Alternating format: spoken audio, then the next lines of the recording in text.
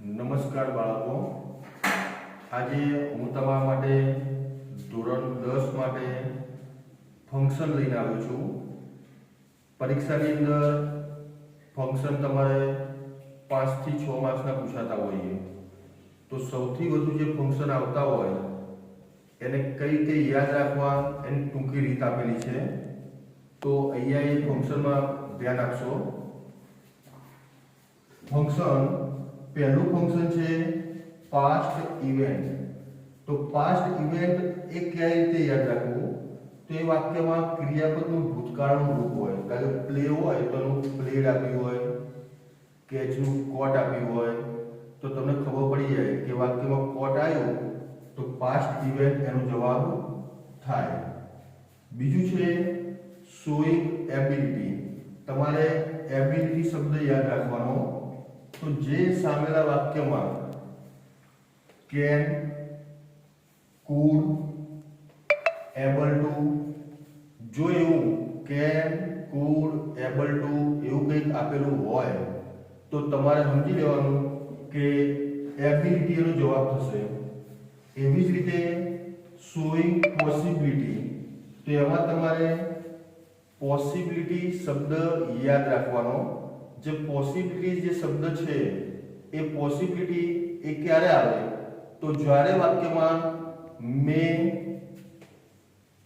Might એવા શબ્દો હોય તો એ ફંક્શન થશે પોસિબિલિટી. એવી જ રીતે શોઈંગ ઓબ્લાઇઝેશન. આ જે ફંક્શન છે ઓબ્લાઇઝેશન એ શું શબ્દ આપેલો હોય ત્યારે એનો જવાબ બને. તમે જ્યારે એનો વાક્ય વાંચો અને એમાં જો શું શબ્દ હોય તો શોઈંગ ઓબ્લાઇઝેશન એનો જવાબ થાય છે. એવી રીતે શોઈંગ નેસેસિટી. તો નેસેસિટી શબ્દ યાદ રાખવાનો. તો એની અંદર તમારે વાક્યની અંદર મસ્ટ આપેલું હોય. વાક્યની અંદર મસ્ટ આપેલું હોય તો મસ્ટ તમે જેવું જુઓ વાક્યમાં તો નેસેસિટી જવાબ થશે. એવી રીતે શોઈંગ મેનર. શોઈંગ મેનરની અંદર તમારે વિશેષણ આપેલું હશે અને વિશેષણ પછી ly લાગ્યું હશે. કારણ કે આ સ્લો, તો સ્લોમાંથી કયો શબ્દ બન્યો? સ્લોલી. તો જે ly છે ને, કારણ કે વાક્ય વાંચ્યું ને એમાં છેલ્લે ly આવ્યો તો તમારે આ મેનર જવાબ થશે એવું ટૂંકમાં યાદ રાખવાનું.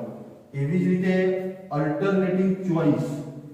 અલ્ટરનેટિવ ચોઇસ નામનું કોઈ ફંક્શન હોય તો વાક્યની અંદર તમારે ઓર, આઈધર ઓર કે નાઈધર નોર જેવા શબ્દો હશે.